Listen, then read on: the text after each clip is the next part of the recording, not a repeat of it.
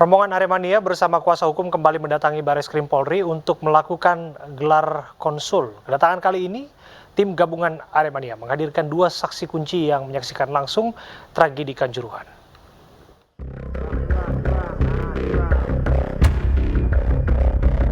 Tim gabungan Aremania yang mewakili korban tragedi Kanjuruhan kembali mendatangi gedung Bareskrim Polri.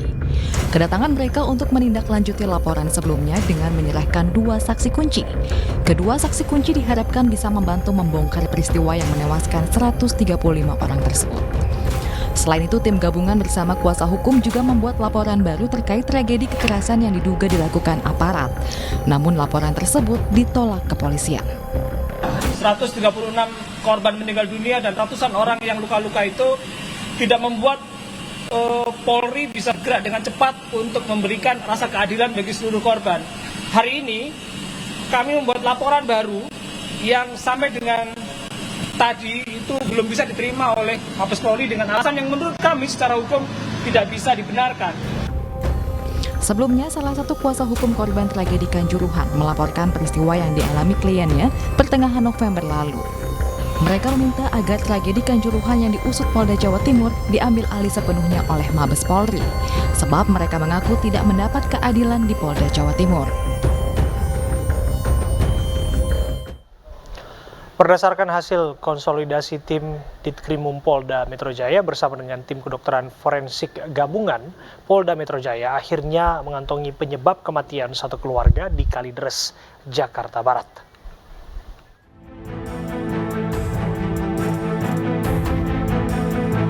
Tim Ditkrimum Polda Metro Jaya bersama dengan tim kedokteran forensik serta tim psikologi forensik gabungan telah melakukan konsolidasi untuk menentukan penyebab kematian satu keluarga di Kalideres, Jakarta Barat.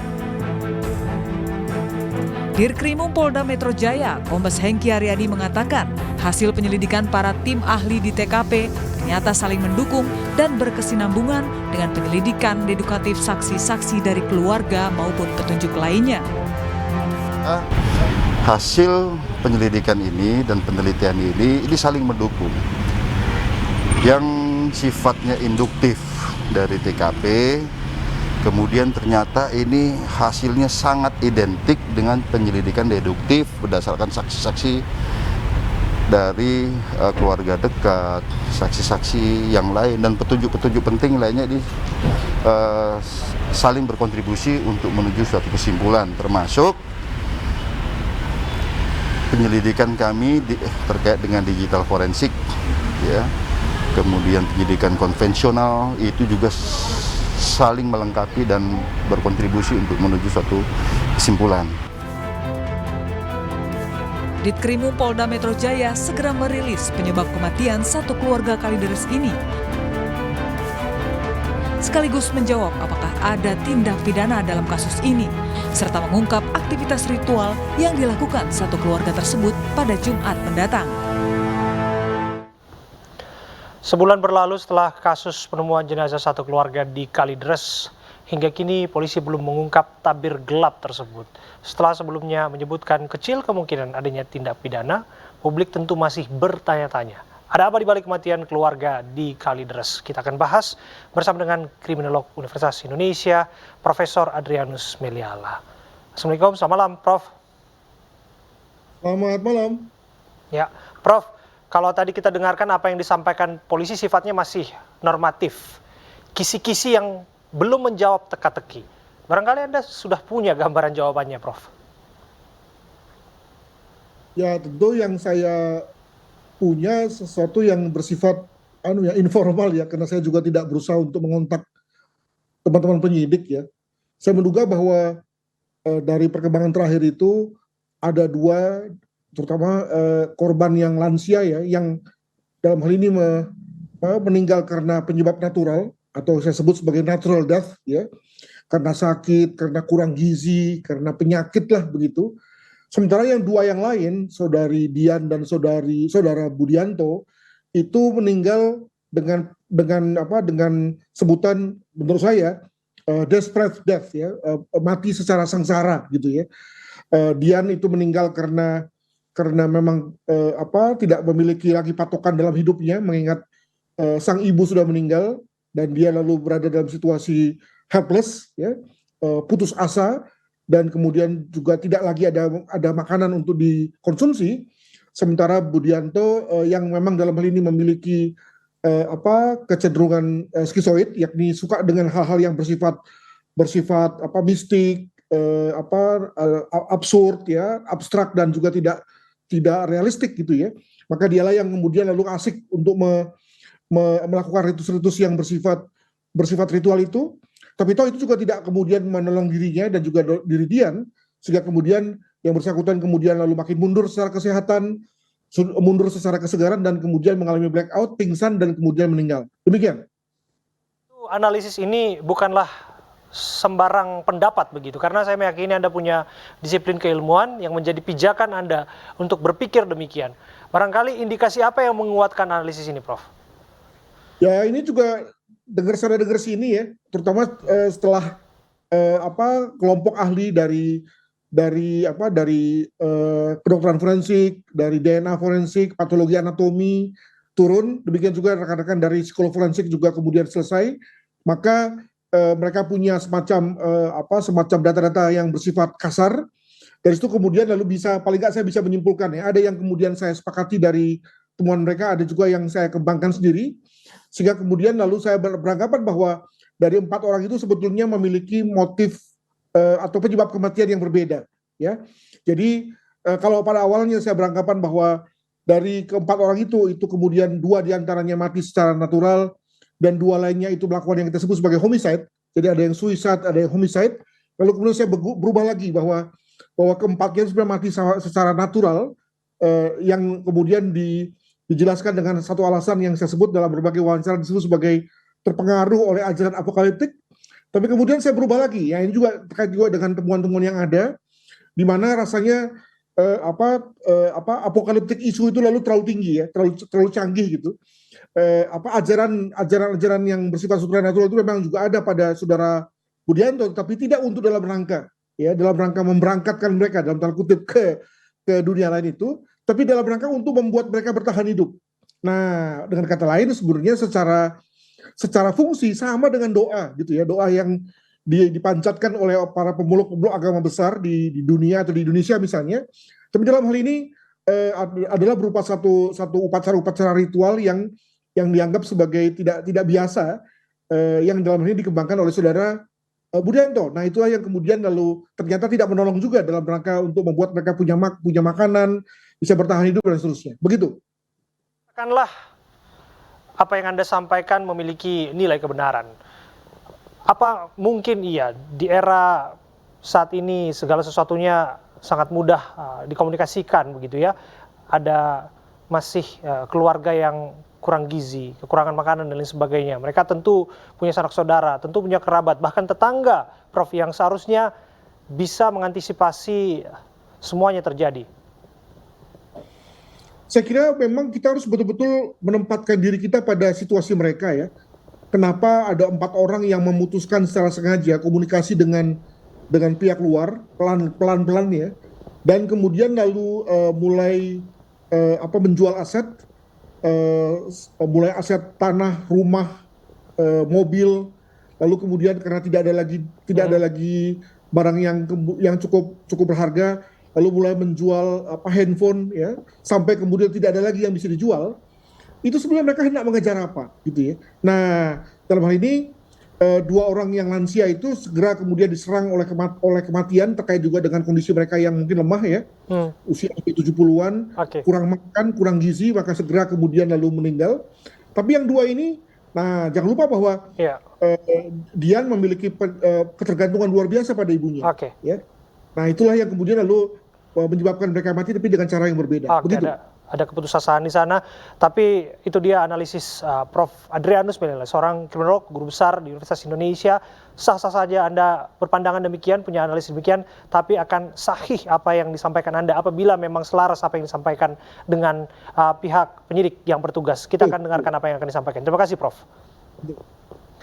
Pemirsa, jelang pernikahan putra bungsu Presiden Jokowi, Kaisang Pangarep mengikuti gladi bersih di Pendopo Agung Royal Ambarukmo, Yogyakarta.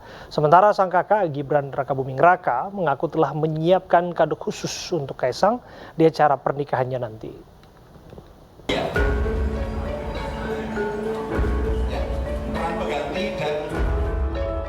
Menghitung hari jelang pernikahan putra bungsu Presiden Joko Widodo, Kaisang Pangarep dengan Erina Gudono, panitia pernikahan menggelar gladi bersih di Pendopo Agung Royal Ambarukmo, Yogyakarta. Calon pengantin pria Kaisang Pangarep hadir memeragakan setiap prosesi pernikahan, mulai dari iring-iringan pengantin hingga akad nikah. Hadir pula kakak pertama Erina, Alen Gudono, yang akan menjadi wali nikah. Sementara kakak pertama Kaisang yang juga merupakan wali kota Solo mengungkapkan sudah menyiapkan kado khusus untuk adik bungsunya Kaisang. Ya, intinya kami dari pihak keluarga mohon doanya agar pernikahan Kaisang dan Erina ini bisa berjalan dengan lancar, dan juga sudah sering saya sampaikan ke Kaisang, mohon dipersiapkan semua dari kesehatan, mental, fisik, karena rangkaian acaranya agak panjang. Itu aja. Amin, amin, amin. Mas Gibran, ada kado spesial nggak sih Mas untuk Mas Kaisang? Mungkin dari... Untuk kado, dan juga ini mungkin harus saya sampaikan juga ke seluruh tamu undangan, karena di pernikahan ini kami tidak menerima amplop, jadi silahkan Bapak Ibu yang sudah mendapat undangan langsung datang saja ke tempat acara, tidak perlu membawa amplop atau sumbangan. Sumbangannya berupa doa saja, itu. Tapi secara pribadi saya juga sudah menyiapkan sumbangan khusus untuk Kaisang.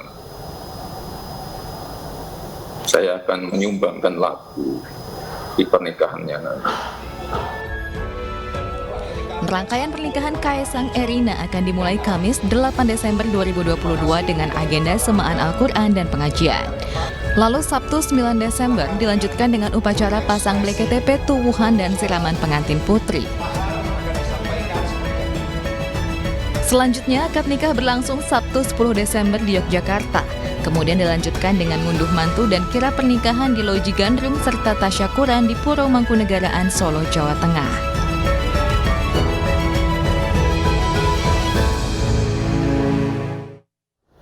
Sementara itu persiapan pernikahan di kediaman Erina Gudono masih terus dilakukan. Selain karpet yang dibentangkan di depan rumah, lapangan seluas 100 x 90 meter disiapkan untuk lahan parkir.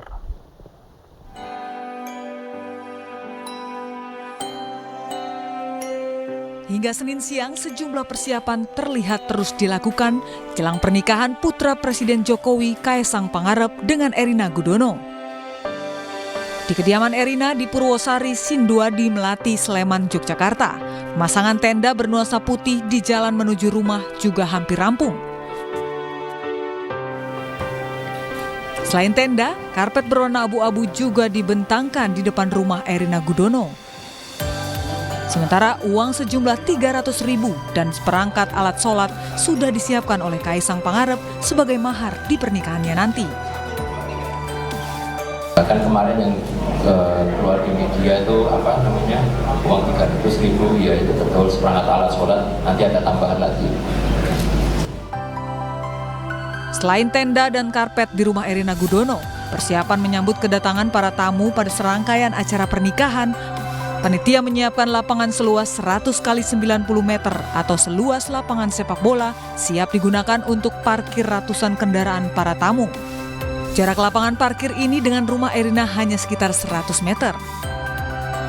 Sementara itu serangkaian acara di rumah Erina Gudono sendiri dimulai pada hari Kamis berupa pengajian. Kemudian hari Jumat siang siraman. Dilanjutkan malamnya acara Midodareni. Pemirsa, resepsi pernikahan Kaisang Erina tinggal menghitung hari dan persiapan pernikahan terus dimatangkan oleh panitia. Dan panitia pun menyediakan alternatif moda transportasi lain berupa becak dan andong alias delman.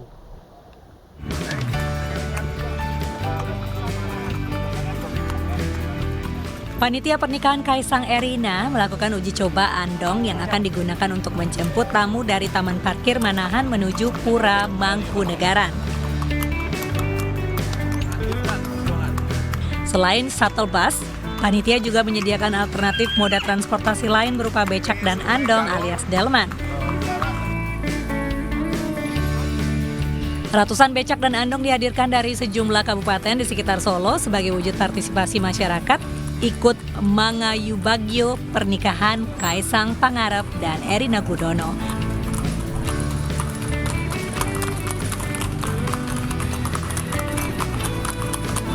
Para tamu undangan yang akan hadir di Pura Mangkunegaran, tamu-tamu yang tidak nginep di hotel, karena yang di hotel nanti akan disiapkan shuttle bus, nanti bisa kendaraan pribadinya parkir di Manahan. Setelah parkir di Manahan, nanti ibu-ibu, bapak-bapak undangan akan diantar menggunakan andong dari Manahan menuju ke Mangkunegaran. Rencananya Pura Mangkunegaran menjadi tempat pesta resepsi pernikahan Kaisang Pangarep dan Erina Gudono yang digelar setelah ngunduh mantu. Dengan bergetar, mantan anak buah Sambo, Kombes Susanto Harismarah, menyebutkan Sambo sebagai jenderal pembohong. Informasinya saat lagi untuk Anda.